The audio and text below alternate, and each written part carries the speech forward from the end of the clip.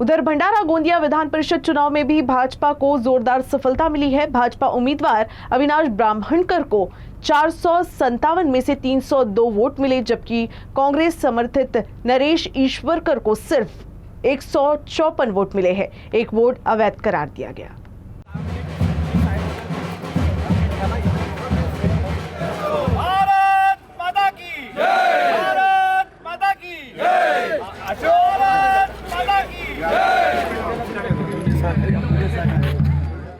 सर्वात आधी तर मी आमच्या महायुतीचे जितके वरिष्ठ नेते आहेत सगळ्यांचा मी आभार मानतो की त्यांनी माझ्यावरती विश्वास दाखवला।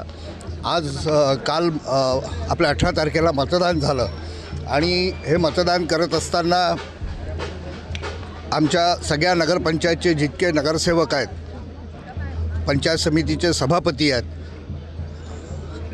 जिल्हा परिषद भंडाऱ्याचे, जिल्हा परिषद गोंदियाचे माझ्या सगळे सहकारी या सगळ्यांनी माझ्यावरती जो विश्वास दाखवला त्या खऱ्या अर्थानं हा जो विजय आहे हा माझा या सर्व मित्रांना समर्पित आहे।